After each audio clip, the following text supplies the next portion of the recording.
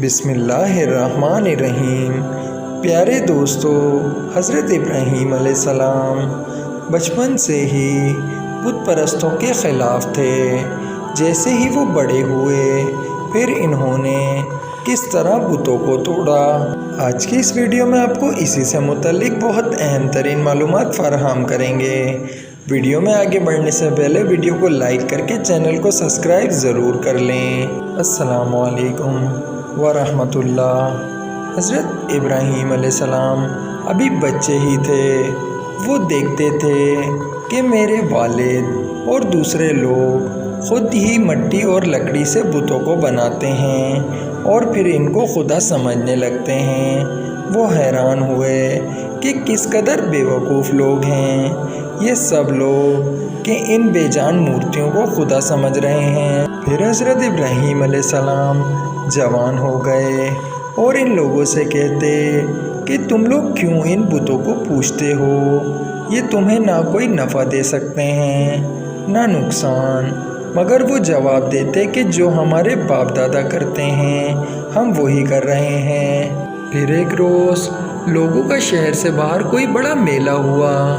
یہ سب لوگ اس میلے میں شریک ہونے کے لیے شہر چلے گئے، لیکن حضرت ابراہیم علیہ السلام اس میلے میں نہ گئے کیونکہ یہ میلہ بت پرستوں کا تھا اور حضرت ابراہیم علیہ السلام بت پرستی کے خلاف تھے۔ ان کے پیچھے حضرت ابراہیم علیہ السلام ملک کے بڑے بت خانے میں گئے اور وہاں کے سب بتوں کو توڑ ڈالا سوائے ایک بڑے بت کے، اور کلہاڑی جس سے سب بتوں کو توڑا تھا وہ اس بڑے بت کے کاندھے پر رکھ دی، جس سے یہ معلوم ہوتا تھا کہ یہ سب اسی نے توڑے ہیں۔ پھر جب لوگ واپس آئے اور انہوں نے بتوں کی یہ درگت دیکھی کہ کسی کا سر نہیں ہے تو کسی کا پیر نہیں، تو بہت غصہ ہوئے کہ یہ حرکت کس نے کی ہے۔ سب نے شبہ حضرت ابراہیم علیہ السلام پر کیا کہ وہی بتوں کو برا کہتے تھے اور میلے میں بھی نہیں گئے تھے۔ آخر ان کو بلا کر پوچھا کہ یہ بت کس نے توڑے ہیں۔ حضرت ابراہیم علیہ السلام نے جواب دیا کہ مجھ سے پوچھنے کے بجائے اپنے خداؤں سے کیوں نہیں پوچھتے جن کی تم عبادت کرتے ہو کہ ان کو کس نے توڑا ہے، وہ خود بتا دیں گے۔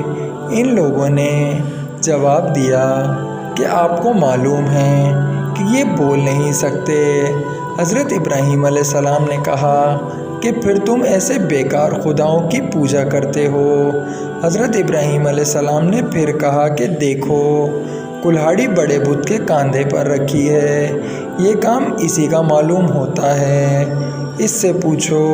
یہ لوگ بہت ناراض ہوئے اور ان کے باپ عزر سے شکایت کی کہ تمہارا بیٹا ایسی حرکت کر رہا ہے، اس کو سمجھا لو۔ پھر اس کے بعد حضرت ابراہیم علیہ السلام نے اپنے باپ کو بھی سمجھایا اور بت پرستی سے منع کیا اور عرض کیا کہ اے باپ، میں ڈرتا ہوں کہ تم پر کوئی خدا کا عذاب نازل نہ ہو۔ اس پر ان کے باپ بہت سخت ناراض ہوئے اور کہا کہ آئندہ تو نے مجھ سے کوئی ایسی بات کہی تو میں تجھے سنسار کر دوں گا، اور کہا کہ تو میرے پاس سے ہمیشہ کے لیے چلا جا۔ آپ نے اپنے باپ کو سلام کیا اور سلام کر کر آپ ان کے گھر سے نکل کر روانہ ہوئے اور کہا کہ میں چلا جاتا ہوں لیکن آپ کے لیے دعائے مغفرت کرتا رہوں گا۔ اللہ پاک آپ کو عذاب سے محفوظ رکھے۔